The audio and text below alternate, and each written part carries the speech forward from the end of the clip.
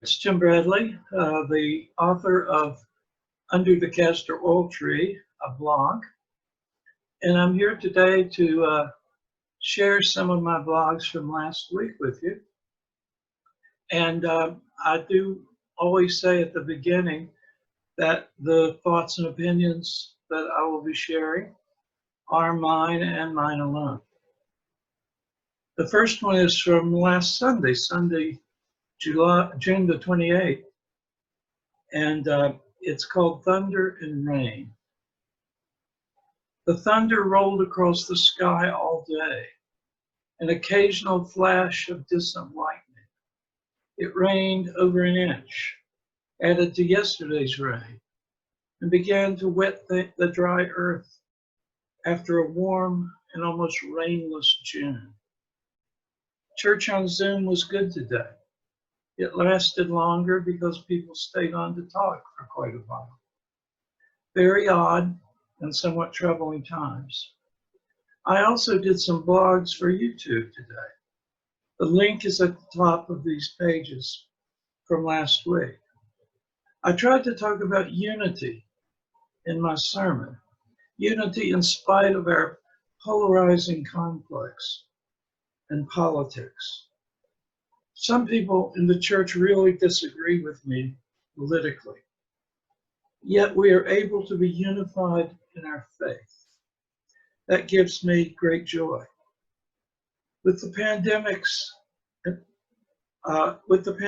and the protests, either of which would be hard to bear, it's hard not to be ripped apart over politics.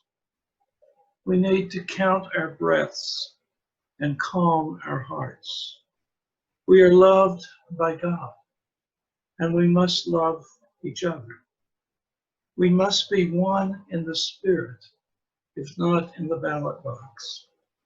Calm and shared peace is what we need in these oh so difficult times. The next one comes the next day, Monday, June 29th, and it's called Crossing State Lines. I go to Waterbury Hospital every 2 weeks on Tuesday to get 2 shots of Xolair, which is a drug that has changed my life. It is for my asthma and has kept me free from having asthma for over 3 years now. The day before my appointment, the hospital always calls to make sure I have no COVID symptoms, which I don't. However, today they asked if I'd been out of state. And when I told them of our trip to North Branch, New York, I was told I should be quarantined for 2 weeks and couldn't come to the hospital. And they changed my appointment until July 9th. I had no idea of that rule. We only saw Mimi, Tim, and Eleanor. We encountered no other people. Even at the rest stop, we wore masks and were never within 10 feet of someone without a mask.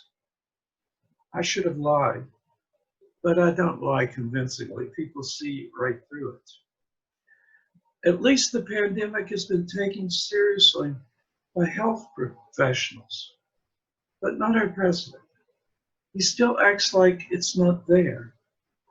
Our vice president did say some good things about masks and social distancing, but shortly after attended a packed church with an unmasked choir of 100 singing their lungs out. Everybody there was shoulder to shoulder and without masks. Joe Biden, whatever you think of him, is doing the right thing. He is setting an example by wearing a mask and only taking it off to speak when he is yards from anyone else. And everyone attending his small gatherings is masked and keeping social distance. That's what we need, someone to lead by example, not people who eschew the right things to do. This one is called No End in Sight, and it was Tuesday, June 30th. I usually write one a day, sometimes 2. no end in sight. The COVID-19 virus is wreaking havoc in the South and Southwest and California. Opening too fast was a drastic mistake. Beaches will be closed for July 4th. Bars will be closed indefinitely. There is no end in sight to this pandemic. In the US, other countries have done much better because they have a strong central government control, but not us. The president has waved a white flag of surrender in his wartime presidency. That's what Joe Biden said today. Leaving openings to the states was a grave mistake, and now we pay the price. Connecticut has done a great job, but many other states have not. We have more cases and more deaths than any other nation. No leadership from the White House, none at all. I'm wearing a t-shirt right now that shows a flying saucer going over the White House. The flying saucer is reporting back to wherever it came from. And it says, no signs of intelligent life. I'm going to do a graveside funeral for a member of one of the churches on July the 11th. I won't be able to hug the family or even touch them.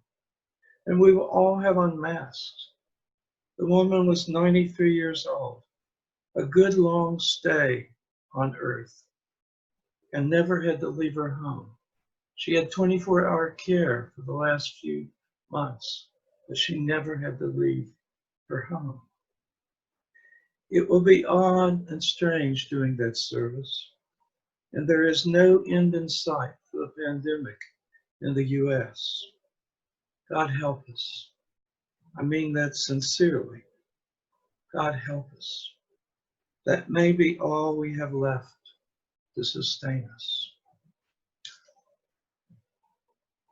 On July 1st, I wrote a blog called Russia. If there is any truth, which I believe there is, in the Russian bounty on American soldiers in Afghanistan, then not only is the president damaging his White House and his administration is in shambles. Something like this deserved action at the highest level of intelligence. It is unbelievable that such a threat to our military and to our nation was not faced front and center from February. What can it be? His press secretary told a news conference the other day, the president reads. Would any other president need a spokesperson to announce that? I watched President Obama's eulogy for John McCain on YouTube today. Lordy, lordy, how I miss him. He was eulogizing a man he had ran against for president. And at McCain's request. It was a beautiful and moving and powerful, and it showed what Americans should be about. Opponents respecting and admiring each other. The current president was asked by the family to stay away, and he did, to his credit, though that he had said he had, quote, approved the free funeral, unquote. He did no such thing. Whatever happened to politicians who disagree on many things, respecting each other? We have to get back to that. Then from Thursday, July 2nd, it is truly summer today. It is truly summer today. We cool our house with 3 air conditioners and fans. We have no central air. This house was built in 1850. And when we put in a new furnace, we asked about central air, but it would have been incredibly expensive. They would have had to redo all the vents in the house. So it works well with 3 air conditioners and fans. When I stepped out this afternoon, I realized how well it works. It was like going into a sauna on the back porch. We have others for bedrooms, but no one is going to be visiting us anytime soon. There were fireflies tonight, lightning bugs, we used to call them. That's my first sighting of the year. I love them, but they remind me of the serial murder my parents let me commit. I would catch them in my Uncle Russell's front yard, our backyard, because Uncle Russell's house was behind our apartment. And I would put them into jars with holes punched in the top. And they all died. The joy I felt as a child catching them is replaced by sorrow and regret as an adult for killing so many of them. Every time I see one, I feel delight, but also sorrow and regret. I hope the firefly God forgives me. On July 3rd, I wrote this. It's called Evidence to the Contrary. In spite of evidence to the contrary, I don't set out to be political in this blog. It is simply too hard to avoid.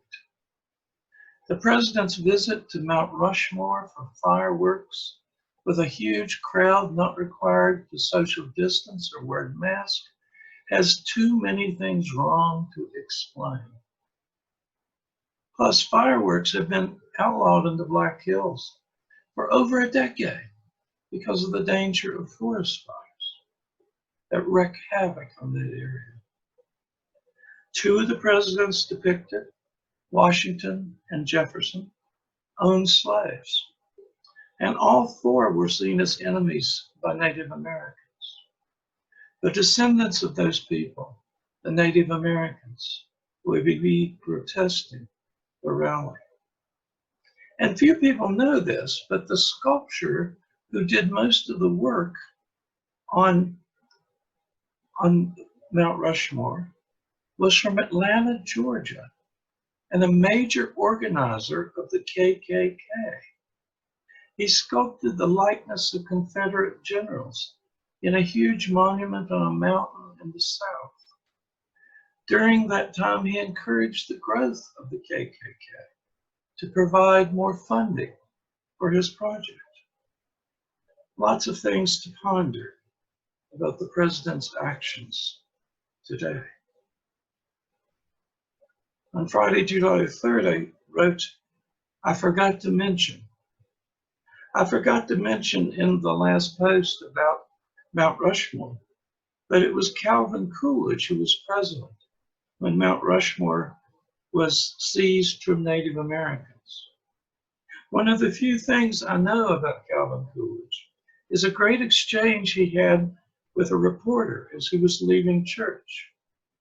Mr. President, the reporter respectfully asked, what was the preacher's sermon about? Coolidge answered, sin. And what did he say about sin? The reporter asked. And Coolidge replied, he's again it. Not a man of many words. And finally, before we go, this was written on Saturday. It's called Happy 4th of July. We went to a backyard party with only 8 people and lots of social distancing. The folks doing the barbecue were even wearing gloves. They have a pool and a few people went in for a swim. It was a great time with good friends. I, as always, made deviled eggs. I'm considered the deviled egg king. Lots of food and conversation, and a good time was had by all. Back here in Cheshire, it's 9 o'clock, and Cheshire is under fire from fireworks in all directions. I never much liked fireworks, and I don't get the attraction. especially by novices. Yet apparently, since so many communities canceled fireworks demonstrations because of COVID, the sale of fireworks to individuals is at its highest in history. Just hope no one gets hurt. That often happens when they aren't pros. And I'm sure it's wet enough to make fires unlikely. But I don't get it. July 4th to me is good food, great conversation, much love, friends. That's all I need. Happy 4th to you all. Happy 4th of July. This is Jim Bradley from under the Castro Oil Tree. Just reminding you that everything you just heard and everything I write there is my opinion and mine only. Goodbye, and I hope to see you soon.